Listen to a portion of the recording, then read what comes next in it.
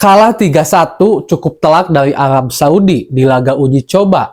Masih pantaskah kita memberikan target yang tinggi masuk 4 besar kepada Timnas Indonesia U23 di Piala Asia U23 ini? Apalagi ada beberapa pemain yang akan telat bergabung dan juga sampai saat ini masih belum ada jawaban dari klubnya. Mari kita bahas dari sudut pandang penikmat sepak bola, bukan pengamat sepak bola. Teman-teman, Timnas Indonesia kemarin melakukan laga uji coba melawan Arab Saudi, dan nanti juga akan ada uji coba kedua melawan Uni Emirat Arab. Nah, sebelum saya masuk ke konteksnya ini, saya juga ingin memaparkan sebelumnya kalau saya diserang oleh beberapa netizen Indonesia yang menganggap bahwa menganggap remeh Timnas Indonesia U23 ketika di konten saya sebelumnya, masih bisakah kita gitu untuk lolos ke Timnas, ke fase 4 besar, karena kita harus lihat lawan kita juga. Maksud saya tuh gini teman-teman, saya bukan meremehkan Timnas Indonesia. Dan saya juga kan bilang kalau seandainya teman-teman utuh nonton videonya, pasti maksud dari statement saya itu bisa dicerna gitu. Maksud saya tuh, kita akui kalau Timnas Indonesia yang sekarang ini benar-benar bagus. Kita optimis harus, kita percaya diri harus, tapi kita juga tidak boleh berekspektasi berlebihan.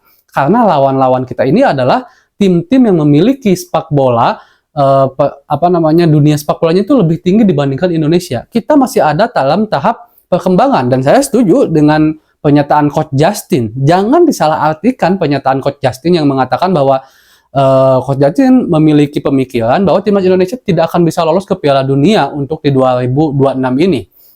Karena kita tuh anak baru, iya, atensi kita lagi bagus, iya, perkembangan sepak bola kita lagi bagus, banyak pemain-pemain keturunan yang masuk, tapi jika dilihat dari hitam di atas kertas, masih agak terlalu dini bagi Indonesia untuk bisa masuk ke Piala Dunia 2026, walaupun itu pun bukan hal yang tidak mungkin. Bisa saja Timnas Indonesia masuk dengan pemain-pemain keturunan yang nanti bergabung bertambah juga, dengan Timnas Indonesia yang terus berkembang, ditambah faktor keberuntungan yang benar-benar tertuju kepada Timnas Indonesia, bisa aja kita masuk ke Piala Dunia. Tapi jika hitam di atas kertas, kita juga harus melihat bagaimana ada Korea, ada Jepang, ada Australia, ada Qatar, ada Irak, ada Iran di sana. Ini tim-tim besar gitu teman-teman. Walaupun memang kuota untuk untuk Asia ini memang bertambah sekarang kan di Piala Dunia.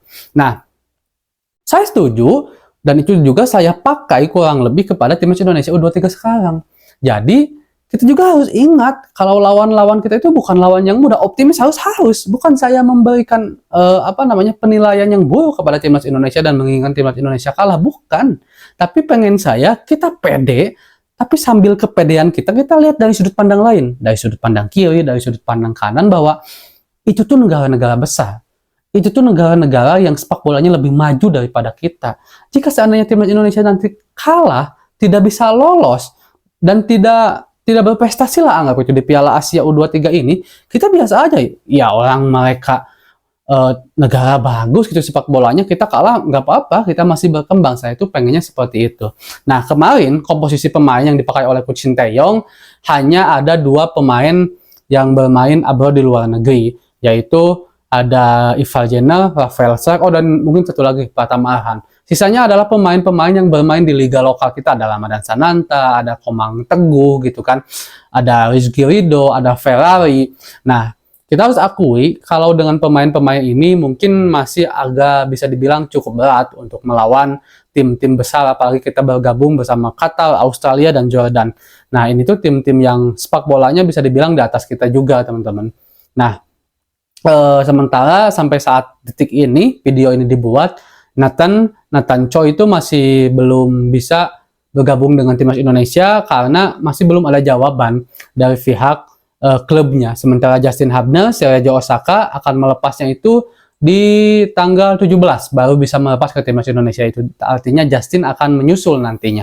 Nah, bukan berarti saya juga mendewakan 2 pemain ini, tapi kita harus akui kalau 2 pemain ini memang dibutuhkan oleh Timnas Indonesia sekarang, dimana juga Timnas Indonesia butuh suntikan-suntikan pemain yang bermain di luar negeri, yang memiliki intensitas sepak bola yang lebih matang, yang lebih modern, yang lebih berpengalaman, yang lebih memiliki taktikal dan strategi yang bagus, yang dimana itu akan sangat diperlukan bagi timnas Indonesia. Walaupun kalau saya sih, saya berharapnya kita jangan terlalu jangan terlalu habis-habisan lah untuk U23 ini gitu. Oh iya, satu, Marcelino juga kan belum bergabung. Kenapa tidak boleh? Jika pemain yang dipanggil itu malah menghancurkan, dalam tanda petik, menghancurkan karirnya di klubnya, lebih baik enggak lah. Contoh misalkan Marcelino Ferdinand, Nathan Cho, dan juga Sergio Osaka, Justin Hubner diperlukan misalkan ya oleh klubnya nih, diperlukan. Dan dia mendapatkan tempat reguler yang dimana permainan bersama klubnya itu akan sangat membantu si pemain untuk terus berkembang.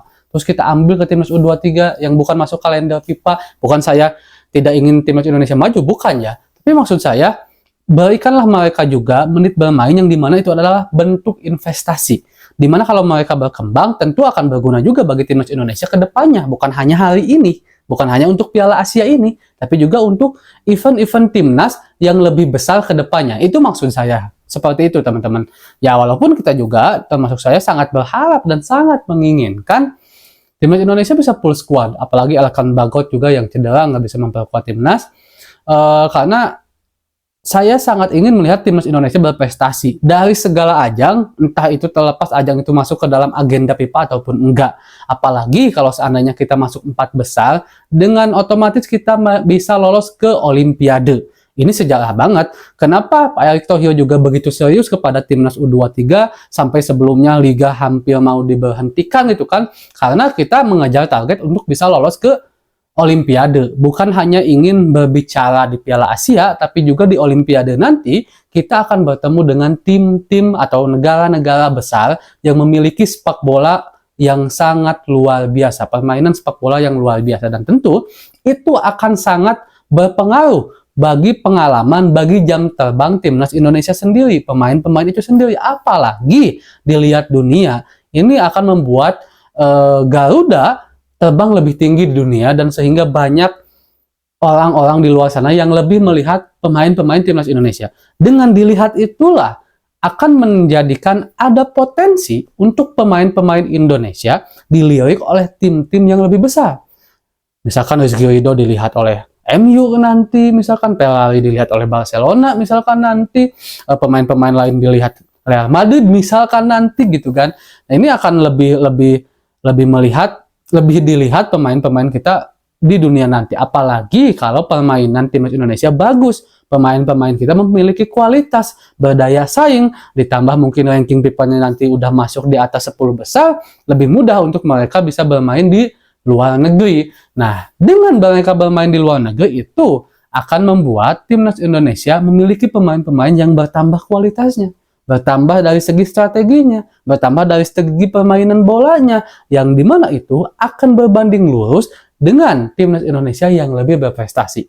Itu yang saya harapkan teman-teman. Mungkin segitu dulu lah tentang pembahasan timnas Indonesia. Kita mudah-mudahan aja timnas Indonesia bisa berbicara banyak di Piala Asia, dan saya berharap apapun hasilnya kita harus tetap dukung timnas Indonesia. Siapapun pemainnya juga kita harus dukung, karena semua pemain yang bermain di timnas Indonesia sekarang adalah pemain putra-putri putri ada putrinya, putra doang, putra terbaik bangsa. Mudah-mudahan lah bisa berbicara banyak, dan kita akan lihat lagi bagaimana sih peluang timnas Indonesia untuk bisa bersaing di grup yang bersama Qatar, Australia, dan Jordan nanti setelah melihat pertandingan Indonesia melawan Uni Emirat Arab.